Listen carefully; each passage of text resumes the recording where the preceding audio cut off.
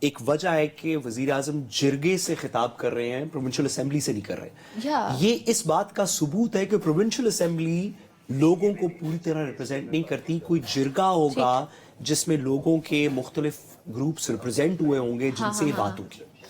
دیکھیں, ہمیں ایک میری ناقص سی رائے میں, اور ریاست اس کو ہم سے بہت بہتر سمجھتی ہے, لیکن میری ناقص سی رائے میں جو لوگ بھی پاکستان کے سٹیزنز ہیں, جو ہمارے شہری ہیں, اگر وہ نالاں بھی ہیں تو ہم انہیں ٹریٹرز ڈکلیئر نہیں کر سکتے. ہمیں ان کو کسی طریقے انگیج کرنا پڑے گا. وہ بلوچستان میں ہوں, وہ سندھ میں ہوں, وہ پنجاب میں ہوں, وہ کے پی میں ہوں, وہ کہیں پہ بھی ہوں. پاکستان کی سٹیٹ کی پالیسی بہت ہی میری ناقص رائے میں, پاکستان کی سٹیٹ کی پالیسی یہ نہیں ہو سکتی یا نہ ہونی چاہیے کہ ہم کچھ پاکستانیوں کے ساتھ جنگ میں. اچھا, ہاں, اگر کوئی اس طرح کا بندہ ہے جو کہ دہشت گردی کر رہا ہے اور پاکستانی ہے, تو ہمیں اس کو قانون کے مطابق اس کو ایڈریس کرنا چاہیے. اگر کوئی ایسا بندہ ہے جو فورن ایجنڈا کسی چیز کی وجہ سے بلوچستان کے اندر ٹوک کر رہا ہے, تو ہمیں اس کو پروسیکیوٹ کرنا چاہیے قانون کے مطابق تاکہ اس کو سزا مل سکے. لیکن ایزمپشن یہ ہونی چاہیے کہ اگر وہ پاکستان کا شہری ہے تو ہم اس سے لڑیں گے نہیں, ہم اس کو نیگوشیٹ کریں گے کسی طریقے قومی دھارے میں لانے کے لیے.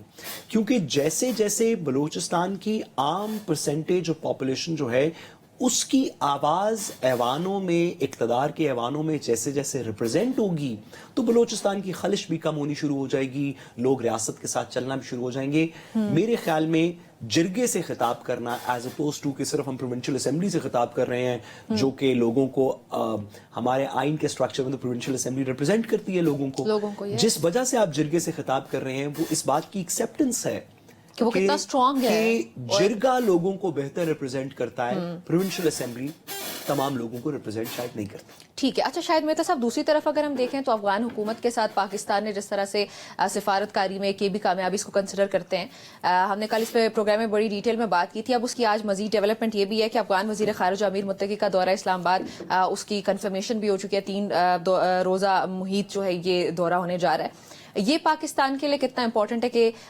ایک طرف آپ نے افغانستان کے مسائل کو سب سے پہلے دیکھنا, پھر ساتھ ہی افغانستان کو ڈیل کرنا ہے؟ دیکھیے, ایک تو پہلی دفعہ جب سے طالبان کی حکومت آئی ہے, ہمارا پرماننٹ ریپریزنٹیٹیو, پرماننٹ انوائے ابھی جا رہے ہیں. جی, اس کا خیر مقدم بھی کر دیا گیا. اٹس ہاں tantamount to like recognizing Taliban and all that. تو یہ ایک اچھی بڑی ڈیولپمنٹ ہے.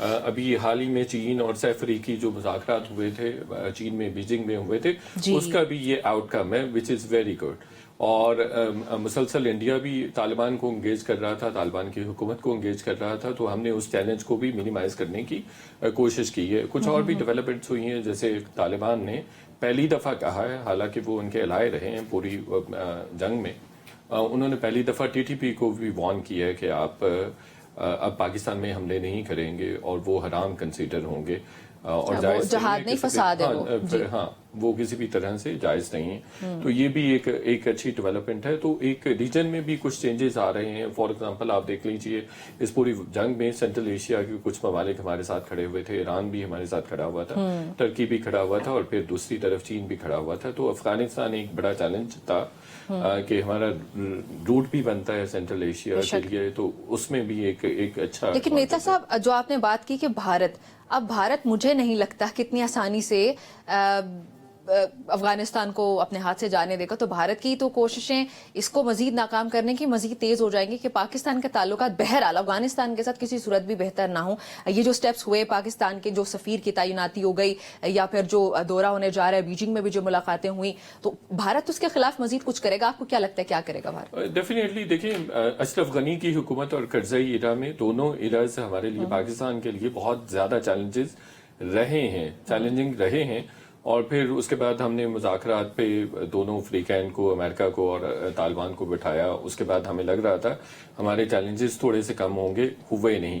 تو وہ ماضی میں دونوں ایراز میں جو پریویسلی رہے ہیں, ان میں یہ جو کانسلیٹ وغیرہ ہیں इंडियन कॉन्सुलेट्स वगैरह वो पाकिस्तान में दहशत गर्दी में इन्वॉल्व रहे हैं और अभी भी मुसलसल आप देखिए कि पाकिस्तान ने उस लेवल पे एंगेजमेंट नहीं की इंडिया के साथ जिस लेवल की एंगेजमेंट इंडिया ने की है। इंडिया के इन्वाइस भी आते रहे हैं, अफगानिस्तान आते रहे, इवन अफगानिस्तान के भी बड़े सीनियर ऑफिशियल्स और मुत्तकी वगैरह और दीगर ऑफिशियल्स भी वो भी इंडिया का दौरा करते रहे। तो इस लेवल की भी एंगेजमेंट रही है, बड़ी एक्सटेंसिव एंगेजमेंट चाहता था। इनिशियली आप देखिए कि जब तालिबान आए हैं तो इंडिया ने उनको रिकग्नाइज भी नहीं किया बल्कि उन्होंने उनको कंडेम किया था, लेकिन उसके बाद उनकी एक यकायक उन्होंने मतलब फौरन से उन्होंने अपनी फॉरेन पॉलिसी को टर्न अराउंड किया और फिर उन्होंने उनके साथ एक्सटेंसिव लेवल की एंगेजमेंट की। अब तालिबान का एक बहुत बड़ा चैलेंज है जो हमें समझने की जरूरत है, वो है कि उनको सबसे पहले तो पैसे चाहिए गवर्नमेंट को रन करने के लिए, जो उनको पहले अमेरिका से मिल रहे थे। अमेरिका ने कहा कि हम आपके पैसे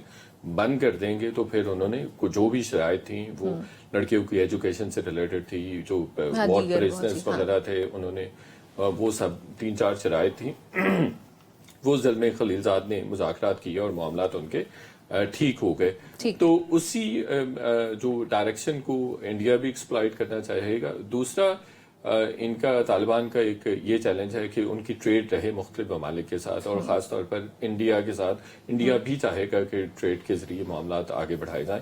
तो हमने वैसे हर किस्म की ट्रेड इंडिया के साथ बंद की हुई है, लेकिन अफगानिस्तान के लिए ये बड़ा इंटरेस्टिंग आस्पेक्ट है कि हमने अफगानिस्तान के लिए जो ट्रेड इंडिया कर रहा है अभी भी इस वक्त भी वो हमने खुली रखी हुई है। तो ये बहुत अच्छा जेस्चर है पाकिस्तान की। ठीक है।